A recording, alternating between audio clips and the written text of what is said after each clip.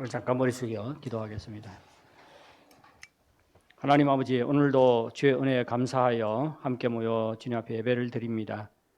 우리 예배가 하나님 앞에 상달되기를 간절히 바라고, 또 주의 이름이 우리 예배 가운데 영광을 받으시기를 간절히 바라고 원합니다. 하나님 아버지, 정말 주님 앞에 나온 모든 성도님들 주님을 만나게 하시고 주의 거룩한 임재 가운데 들어가 새로워지고 또 새 힘을 얻을 수 있도록 은혜 베풀어 주시옵기를 간절히 바랍니다. 우리가 현장에 모여서 예배를 드리든 아니면 온라인으로 예배를 드리든, 우리가 북경에 있든 아니면 타지에 있든 어디에 있든지 정말 주님 앞에 진심으로 예배 드릴 수 있도록 인도해 주시기를 바랍니다.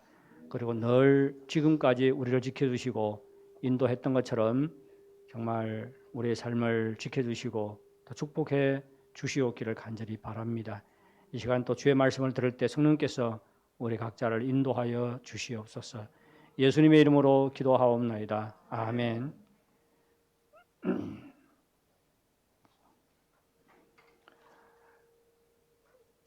그리스도인들은 하나님으로부터 구속함을 받은 사람들입니다. 구속이라는 말은 값을 지불하고 우리를 사셨다는 말입니다. 우리는 원래 죄와 죽음과 저주 아래 갇혀 있었습니다. 하나님께서는 이러한 우리를 구속하시기 위해서 독생자 예수 그리스도를 인간의 모양으로 이 땅에 보내주셨습니다. 율법 아래 나게 하시고 우리 대신 율법의 저주를 받게 하셨습니다. 하나님의 아들 예수님께서 우리 대신 십자가에 죽으심으로 저주를 받은 이것이 바로 하나님께서 우리를 구속하기 위해서 지불한 값입니다. 하나님의 구속으로 말미암아 우리는 죄인으로부터 하나님의 자녀가 되었고 저주의 대상에서 하나님의 사랑의 대상, 축복의 대상이 되었습니다. 하나님께서는 우리를 구속하기 위해서 자신의 독생자 예수라는 이런 엄청난 값을 지불하셨지요. 우리는 값없이 구속함을 받았지만 하나님께서는 이를 위해서 엄청난 값을 지불하셨습니다. 이것이 바로 하나님의 구속의 사랑입니다. 모든 그리스도인들은 하나님의 구속의 사랑을 받은 자들입니다. 그러면 이러한 사랑을 받은 그리스도인들은 어떠한 삶을 살아야 할까요?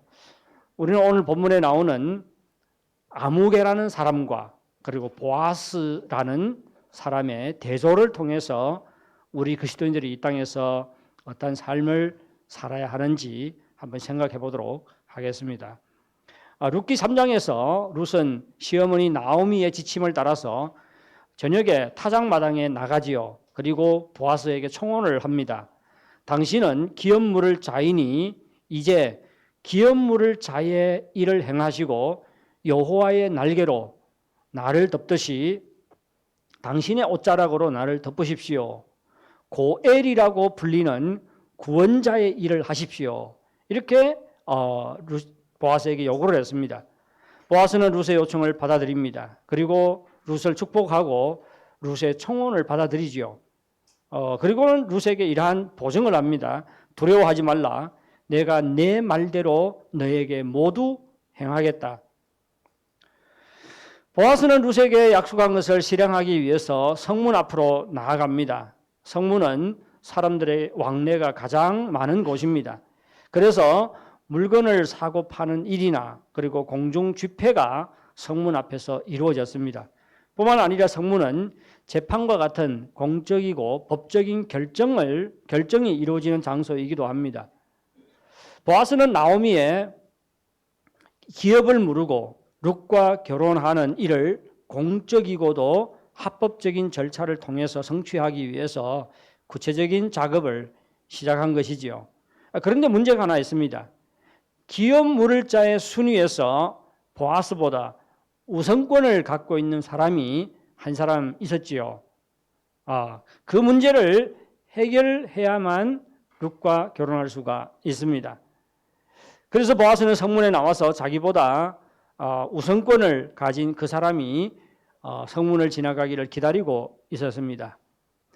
여기서 기업을 물은다는 것은 다시 한번 설명을 드릴게요. 고엘이라고 하는데, 고엘 제도라고 하는데, 어떤 사람이 어려움을 당해서 땅을 팔거나 자신이 노예로 팔릴 때 가까운 친척이 값을 지불하고 되사오는 제도입니다.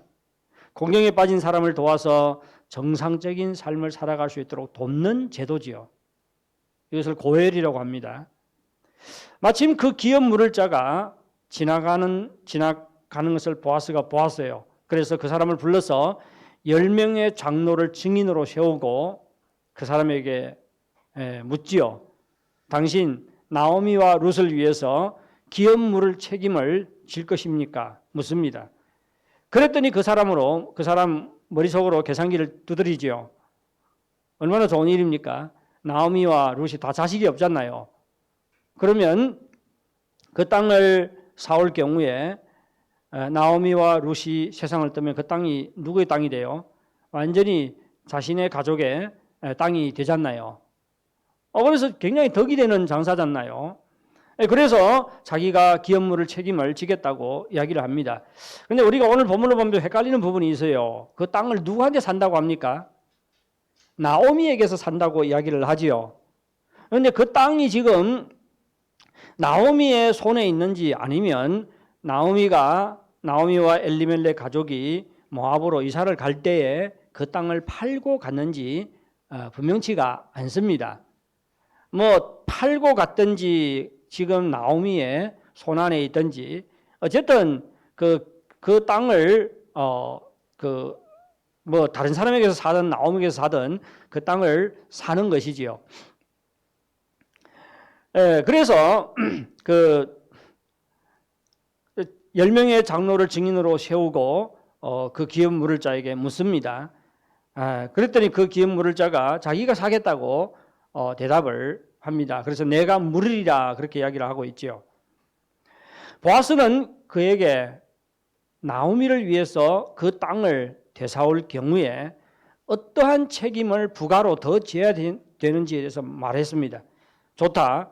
그런데 알아야 할 사실이 하나 있는데 내가 그 사람의 토지를 물으면 그 집에 아들이 끊어져서 없기 때문에 나오미의 며느리 룻과 결혼해서 대를 잇게 해줘야 된다. 그래서 만일 룻과 결혼하게 되면 자식을 낳잖아요. 그러면 그 나오미에게서 사온 그 땅이 새로 난 자식의 이름 아예 다 들어갑니다. 그러자 그 사람이 다시 계산기를 두드리기 시작하지요. 만일 룻과 결혼했다가 결혼하면 어떻게 되지요? 아들을 낳아야 됩니다. 아들을 키워야 돼요. 그리고는 재산을 누구에게 다 물려줘야 돼요?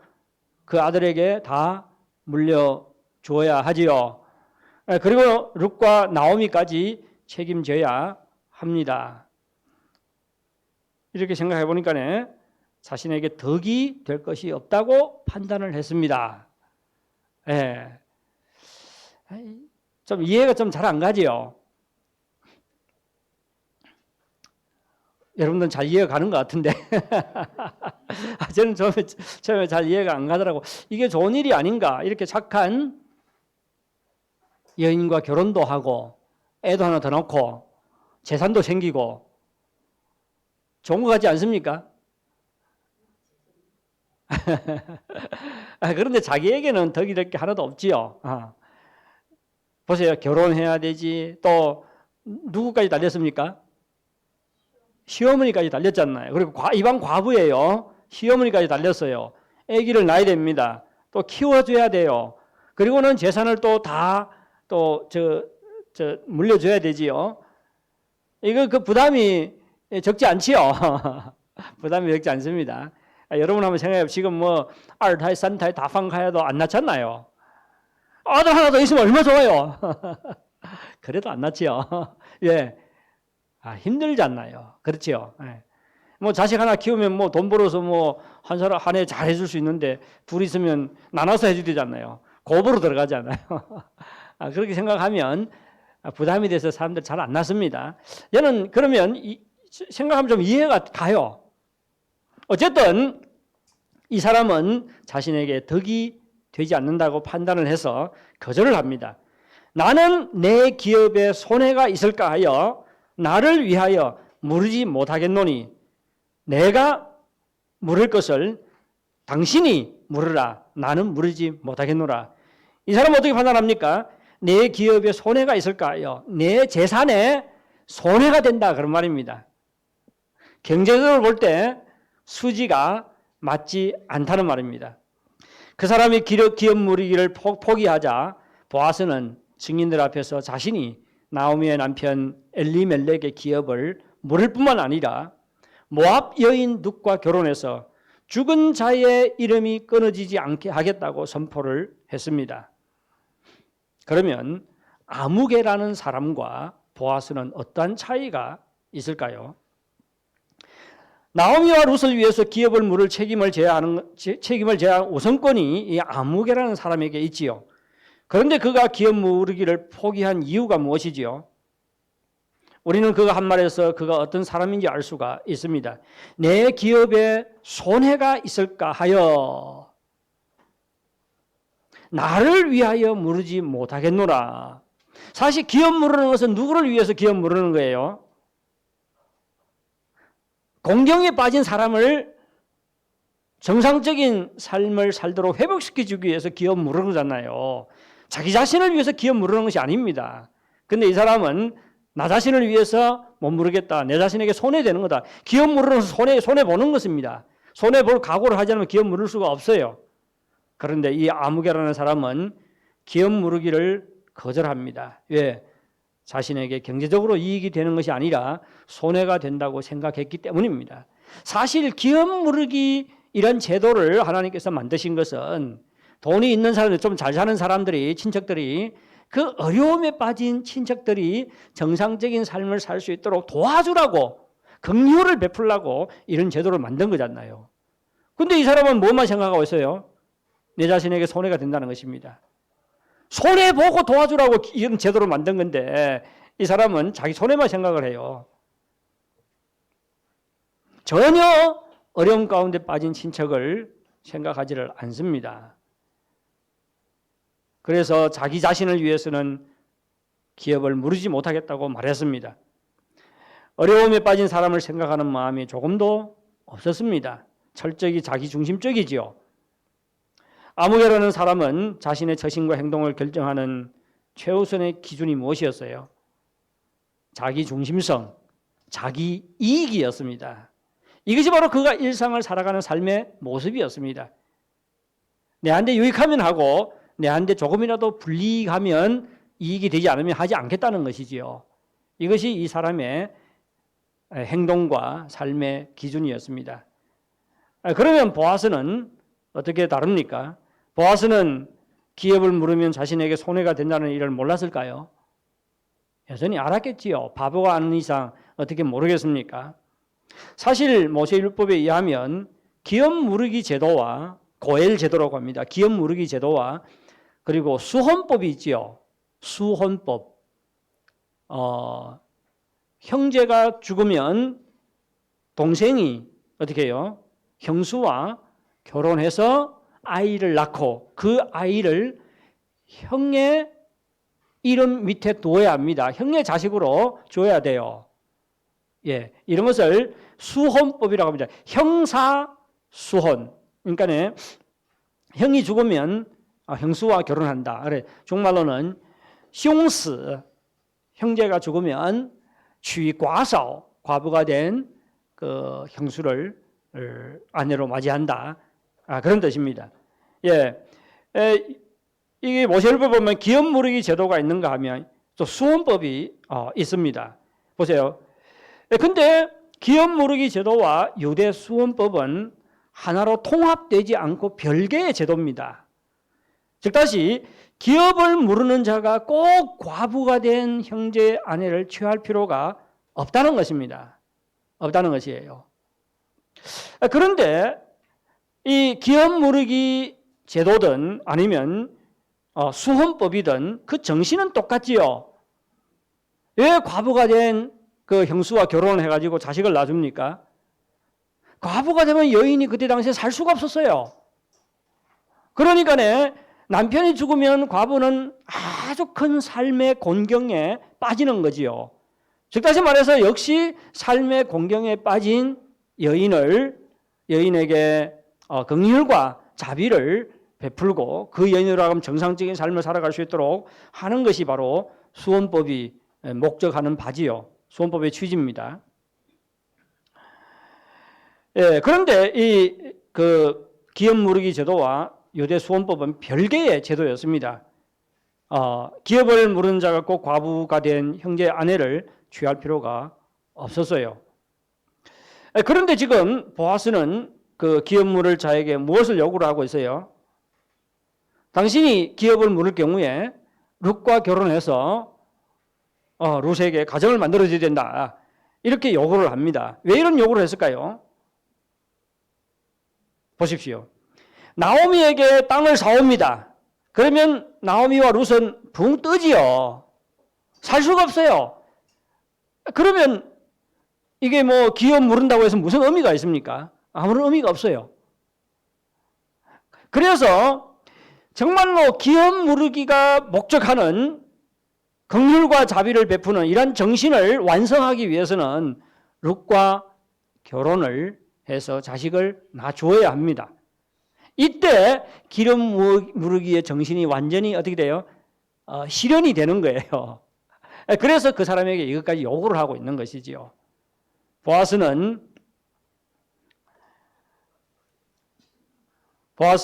율법을 준행하되 문자적으로만 준행한 것이 아닙니다. 그는 율법의 정신까지 실천했던 사람이라는 것을 우리는 알 수가 있습니다. 이 아무개라는 사람과 보아스는 이런 법적인 책임을 넘어서서 아무개라는 사람과 달리 보아스는 법적인 책임을 넘어서서 기업 물은다 이런 법적인 책임이지요. 그 넘어서서 정말로 이 법이 지향하는 헤세드와 자비의 차원에서 행동하고 있습니다. 아무개는 경제적 이속만 챙기려고 사랑의 배려를 거부했습니다. 하지만 보아스는 자신의 기업 물을 책임을 질 경우에 경제적으로 자신에게 큰 손해가 될 것을 알면서도 기꺼이 기업 물을 책임을 지기를 원했습니다. 이는 그가 자기 중심적인 사람이 아니라 정말로 다른 사람의 처지를 불쌍히 여기는 마음이 있다는 것을 우리에게 말해줍니다. 또한 보아스가 자기 이익에 따라 움직이는 사람이 아니라 사랑과 자비의 마음에 따라 행동하는 사람이라는 것을 우리에게 보여줍니다. 보아스는 룻과 나오미를 어렵고 불쌍한 처지에서 구속하기 위해서 자신의 이익을 희생하면서까지 긍휼과 인자를 베풀었습니다. 그래서 나오미는 보아스를 이렇게 평가를 하지요. 그가 살아있는 자와 죽은 자에게 은혜 베풀기를 그치지 아니하도다. 이렇게 평가를 했습니다. 우리는 보아스가 베푼 사랑을 희생적인 사랑 혹은 구속의 사랑이라고 할 수가 있습니다. 희생적인 사랑이라고 하는 것은 손해를 보면서까지 사랑했다는 것이지요. 구속의 사랑이라고 하는 것은 상대편이 큰 공경에 빠졌을 때 그 공경에서 어떻게 해요? 건져주기 위해서 엄청난 대가를 지불했기 때문입니다. 오늘 본문은 아무개라는 사람과 보아스를 대조하면서 우리 앞에 두 길을 제시하고 있습니다. 한 길은 아무개처럼 살아가는 길이지요. 다른 길은 보아스처럼 살아가는 길입니다. 아무개는 제 입속을 우선으로 자기 소견에 옳은 대로 사는 사사시대의 대표적인 인물로 등장하고 있습니다. 반대로 보아스는 그러한 풍조를 거스리면서 사는 대표적인 사람으로 등장하고 있습니다. 보아스는 아무개와는 다른 차원에서 사는 사람이지요. 자기 소견, 자기 중심성, 그리고 자기 입속이, 자기의 이익이 삶의 최고의 원리가 되는 세상 속에서 보아스는 하나님의 인애를, 하나님의 사랑을 행하는 것은 삶의 최고의 원리로 삼고 살아가는 사람입니다. 우리는 사사기를 읽으면 바로 우리가 사는 이 세대가 사상은 없지만 사사시대와 똑같은 시대구나 하는 것을 절감할 수가 있습니다. 왜 그래요? 우리가 사는 세상도 사람들이 어떻게 살아요? 다 자기 소견에 옳은 대로 행동하지 않습니까? 당신이 왜 일을 합니까? 그러면 뭐라고 합니까? 삼손처럼 내가 좋아서 한다 그러잖아요. 뭐 기준이 없어요. 좋으면 합니다. 대부분 사람들이 이렇게 살아가고 있지요. 다 자기 중심적이고 자기 이익을 쫓아 살아갑니다. 그러면 그리스도인들은 이러한 세상 속에서 어떤 삶을 살아야 할까요? 자기 중심적인 삶이 아니라 어려운 처지에 빠진 사람들을 불쌍히 여기는 마음을 가지고 살아가야 됩니다. 자기 욕심이나 이익에 따라 움직이는 것이 아니라 사랑의 원리에 따라 움직이는 사람이 되어야 합니다. 경제적인 이익에 끌려 살아가는 것이 아니라 정말로 하나님의 뜻에 이끌려 살아가는 삶을 살아야 합니다. 다들 자기만을 위해서 살아가는 세상 속에서 정말로 헤세드를 베푸는 사랑과 구속의 사랑으로 어려운 처지에 빠진 사람들을 도우며 살아야 됩니다. 좀 더 착하게 사는 정도로 만족할 것이 아니라 손해와 부담과 때로는 박해를 자초할지라도 사랑을 실천함으로 하나님의 하나님됨을 증거하며 살아야 합니다. 사랑하는 여러분, 여러분은 어떤 길을 가고 있습니까? 아무개처럼 살고 있습니까? 아니면 보아스처럼 사랑과 자비와 긍휼을 실천하며 살아갑니까? 저는 지금까지 저에게 사랑을 베푼 사람들을 잊을 수가 없습니다. 저희들이 한국에서 유학하고 있을 때에 우리 사람이 이제 임신을 해가지고 참 반응이 컸어요. 아마 7, 8개월 때까지 막 토하고 막 그랬거든요. 그러니까 참 힘들게 이제 임신한 그 기간을 보냈는데 참 감사했던 것은 저희가 다니는 교회 한 사모님이 매일 그 운전을 해줘가지고 병원에 가서 그 임신책 뭐라 하죠 그 훈전이 아니고 잔젠 예. 그 검사할 때 잔젠할 때마다 늘 그 운전을 해줬어요. 데리고 가고 데리고 오고 데리고 가고 데리고 오고. 그다음에 이제 아기가 날 즈음에 됐을 때는 저는 학교에서 공부하고 있었습니다.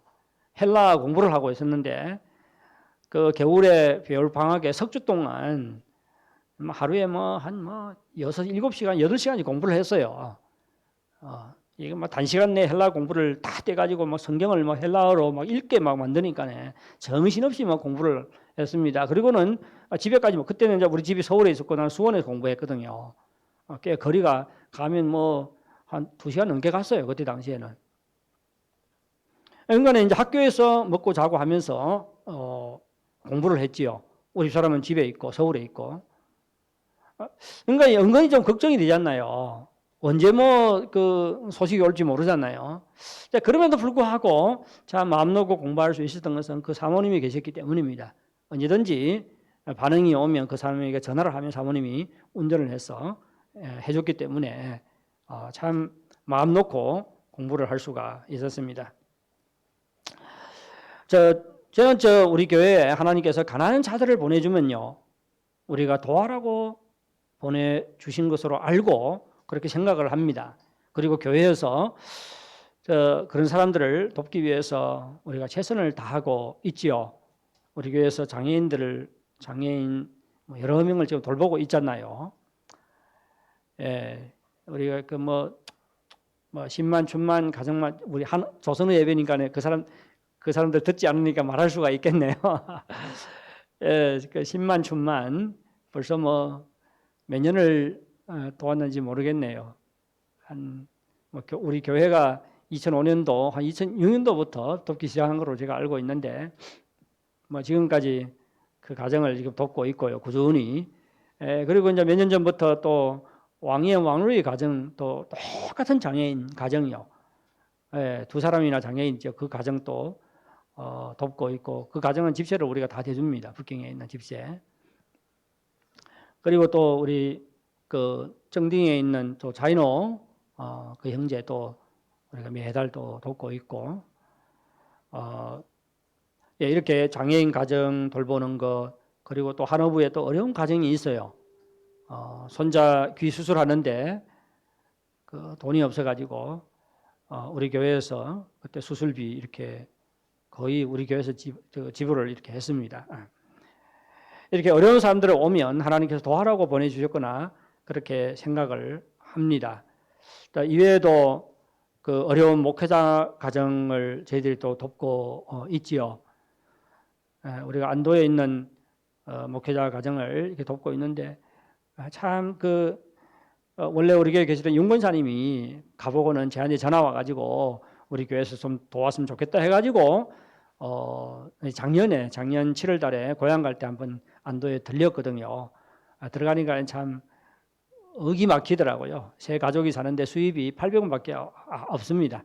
그리고 딸이 그냥 직업학교 고중을 붙었는데 지금까지는 그래도 집에서 다녀가지고 돈이 안 들었잖아요. 그런데 직업학교 이제 고중에 가면 집에서 한 30리 떨어져 있대요. 다닐 수가 없잖아요. 그러면 기숙사에 들어야 돼요. 그러면 기숙사비 들지요. 숙도 식당에서 밥 먹으니까 식사비 들잖아요.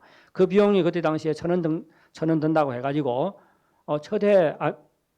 반년 동안이네. 반년 동안 우리가 1,000원씩 도왔습니다. 그리고 또 반년 후에는 이 여자 학생이 어떻게 좀 뭐 화장품도 사고 해야 되지 않는가 해가지고 우리 교회에서 또 그쪽에서 요구도 안 했는데 우리 교회에서 참 500원을 또 올려줬어요. 그래서 그 학생, 그 아이 그 생활비로 매달 그 가정에 1,500원 이렇게 나갑니다. 그리고 지금 그 가정을 돕는 또 그 영건사님 댁에서도 그 가정을 지금 돕고 있고요. 이렇게 어려운 목회자 가정 돕는 사역들을 돕는 사역 여러 가지 일들을 지금 하고 있습니다. 그리고 참 우리 교회가 참여했던 아주 중요한 일 중에 하나가 산동에 있는 해양교회 사모님이 작년에 2년 전에 돌아가셨네요. 2년 전에 돌아가셨잖아요.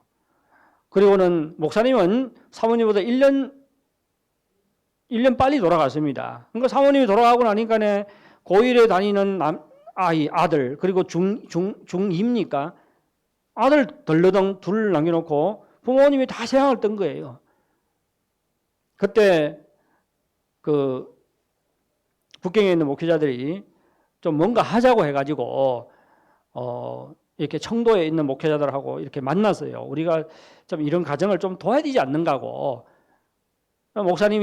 목사님과 사모님이 어떻게든 그쪽에다가 교회를 세워가지고 일구려고 노력을 하다가 건강이 악화돼가지고 다 시상을 듣잖아요. 그때 참 감사한 것은 많은 교회들이 참여를 했어요. 그래서 이 두 아이를 돕기 위해서 건민기금회가 만들어졌습니다. 건민. 왜냐하면 큰아들 이름이 종근이고 둘째 아들 이름이 종민이에요. 그래서 건민 이렇게 마지막 글자를 따가지고 건민기금회를 만들었습니다. 여러 교회들이 참여를 해가지고 정말로 십시일반으로 100원 하는 사람이 있고 200원 하는 사람이 있고 500원 하는 사람이 있고 교회들이 경제적으로 다 어렵잖아요.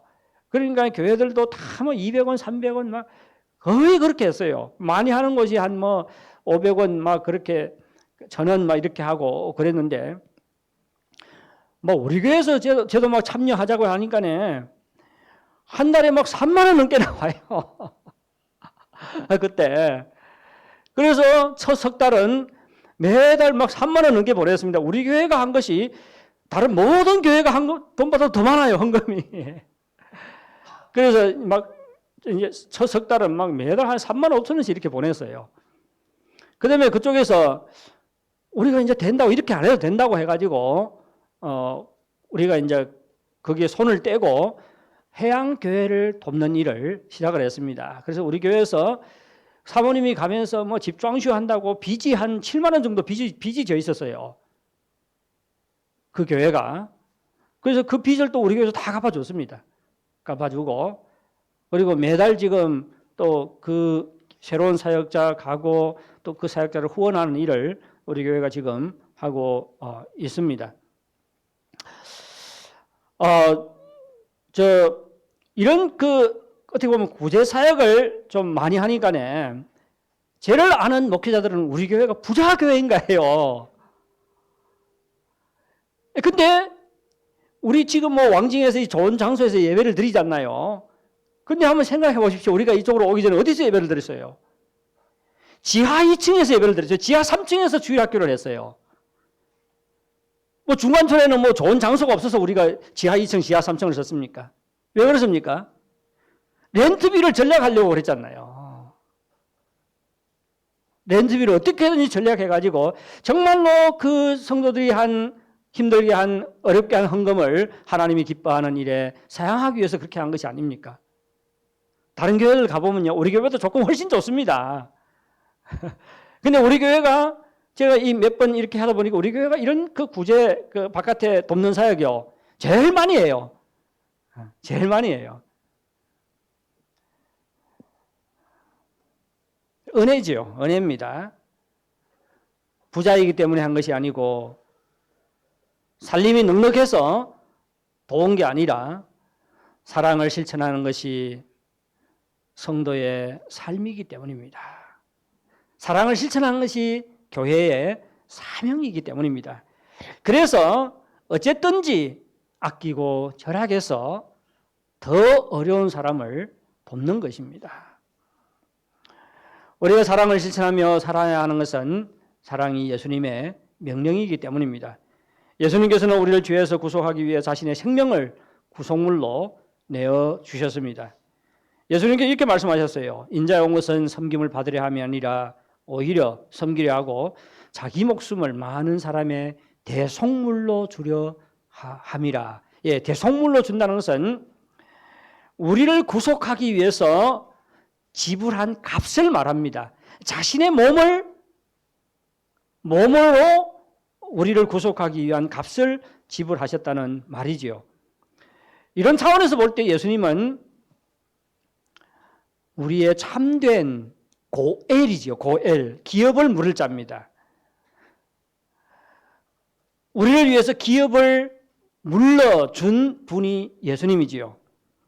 예수님께서는 우리를 위해서 그야말로 희생적인 사랑, 구속의 사랑을 베푸신 분입니다. 이런 예수님께서 우리에게 사랑을 삶의 원리로 제시하셨습니다. 내가 너희를 사랑한 것 같이 너희도 서로 사랑하라. 예수님의 사랑은 자기 중심적인 사랑이 아니라 타인 중심적인 사랑이지요. 생색내기 위해서 사랑을 하는 것이 아니라 다른 사람에게 도움이 되는 사랑입니다. 말로만 하는 사랑이 아니라 자신을 희생하는 구속의 사랑입니다. 예수님께서는 우리에게 사랑의 본을 보여주었을 뿐만 아니라 서로 사랑하며 살라고 명하셨습니다. 우리가 사랑을 실천하며 살아야 하는 것은 우리가 예수님의 구속의 사랑을 받았기 때문입니다. 여러분, 바리새인과 예수님의 가장 큰 차이가 무엇이라고 생각하십니까? 바리새인들요, 아주 경건했습니다. 말씀을 좋아하고 말씀을 연구하고 암송하고 묵상하고 오래 기도하고 금식하고 그랬어요. 그런데 예수님께서는 바리새인들의 신앙을 인정을 해주지 않았지요. 그렇게 열심히 신앙생활을 하는데도 불구하고 하나님께서는 그들을 인정하지 않았습니다. 왜 그렇습니까? 사랑이 없었기 때문입니다. 예수님께서 그들에게 어떤 말씀을 하셨어요? 하나님의 말씀을 가르쳤습니다. 너희들이 하나님의 말씀을 연구하지만 좀 이 말씀을 잘 생각해봐라. 나는 자비를 원하고 제사를 원하지 아니하노라. 종교적인 그런 생활에 아무리 힘쓸지라도 하나님께서 원하시는 것은 어떤 삶이라고요? 자비와 인자와 긍휼과 사랑을 실천하는 삶이라고 이야기를 합니다. 우리는 바리새인들처럼 종교적인 생활을 통해서 우리가 하나님의 백성임을 나타낼 것이 아니라 정말로 어려운 처지에 빠진 자들에게 사랑을 베풀므로 우리가 그리스도인임을 나타내야 합니다. 우리가 사랑을 실천하며 살아야 하는 또 하나의 이유는 우리가 사랑할 때 하나님의 인정을 받을 수 있기 때문입니다. 오늘 본문에 아무개라는 사람이 나오지요.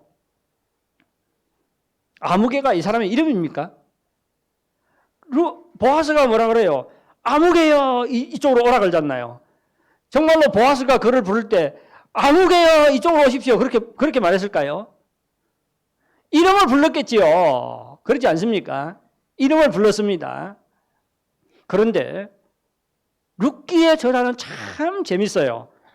룻기의 저자가 그 사람의 이름을 몰라서, 그 유명한 사람의 이름을 몰라서 아무개라고 기록했을까요? 오르바 이름까지 다 기억하고 있는데 그렇지 않습니까? 분명히 알고 있습니다.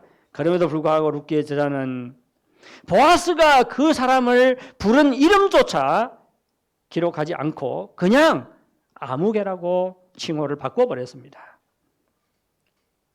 룻과 달리 자기 고향집으로 돌아가버린 오르바, 모압 사람 오르바도 그 이름을 기록한 것을 생각하면 룻기의 저자는 이 사람을 오르바보다도 더 형편없는 사람으로 판단하고 있는 것인지도 모르겠습니다.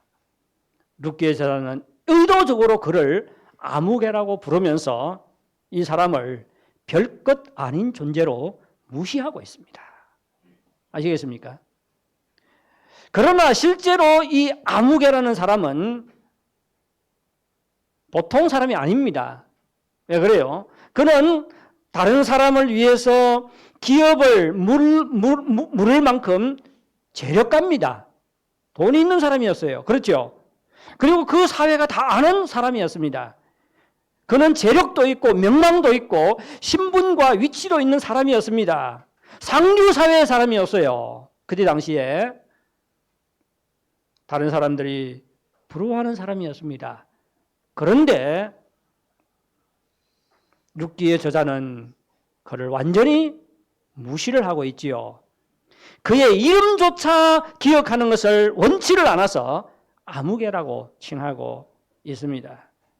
왜 그렇습니까? 그가 아무런 인정을 받지 못했던 것은 철저하게 자기 소견에 옳은 대로 행했기 때문입니다. 다른 사람의 어려운 처지에 긍휼히 여기는 마음이 조금도 없이 철저히 자기 중심적이고 자기 이익에 따라 움직이는 삶을 살았기 때문입니다. 이러한 사람은 아무리 재력가요, 권세자요, 상류 사회에 속하는 사람일지라도 하나님의 시각에서 볼 때는 그가 아무것도 아닌 사람이라는 것을 본문은 우리에게 말해주고 있습니다. 사람들은 그 사람이 성공한 사람이라고 부러워할지 모르겠습니다. 하지만 하나님의 시각에서 볼 때는 그 사람은 아무것도 아니라는 것입니다. 여러분은 아무개로 살고 있습니까? 아니면 하나님께 기억되는 사람으로 살고 싶습니까? 여러분은 아무개로 살고 싶습니까? 아니면 하나님께 기억되는 사람으로 살고 싶습니까? 당연히 하나님께 기억되는 사람으로 살고 싶으리라 생각합니다. 방법은 간단해요. 사랑을 실천하는 것입니다. 특히 가난하고 어렵고 낮은 자를 돌아보는 것이지요. 예수님께서 말씀하셨습니다. 가장 작은 자에게 한 것이 바로 나에게 한 것이다. 그렇게 말씀하셨잖아요. 우리가 어려운 처지에 빠진 자에게 긍휼과 사랑을 베풀 때 예수님은 우리의 행동을 자기 자신에게 한 것이라고 인정해 주시고 기억해 주십니다. 이러한 예수님의 가르침은 야고보서 1장 27절의 가르침과도 일맥상통하지요. 야고보서 1장 27절은 이렇게 말합니다. 하나님 아버지 앞에서 정결하고 더러움이 없는 경건은 곧 고아와 과부를 그 환난 중에서 돌보고, 참된 경건이 어떤 것이라고요? 참된 경건, 손을 들고 호래도록 기도하고 금식하며 이마를 찡그리면서 내가 얼마나 금식을 열심히 하는지 그런 걸 나타내고, 그것이 아니라는 것이지요. 참된 경건은 어떤 것이라고요? 말없이 소리 없이 옳은 소리 하는 것을 왼소리 모르게 환난 중에 있는 가장 낮고 어려운 고아와 과부들을 돌보는 것이라고 그렇게 말하고 있습니다. 이러한 사람을 주님께서는 경건한 자라고 인정해 주시고 기억해 주십니다. 사랑하는 성도 여러분, 우리 앞에 두 갈래 길이 있습니다. 아무개처럼 사는 길과 보아스처럼 사는 길입니다. 여러분들은 어떤 길을 가고 있습니까? 어떠한 길을 가기를 원하십니까? 말씀을 듣기만 하지 마시고 어떠한 삶을 살 것인지 결단하는 여러분들이 되시기를 바랍니다. 예, 다 같이 우리 찬송 한 곡 부르도록 하겠습니다. 예, 주와 같이 되기를.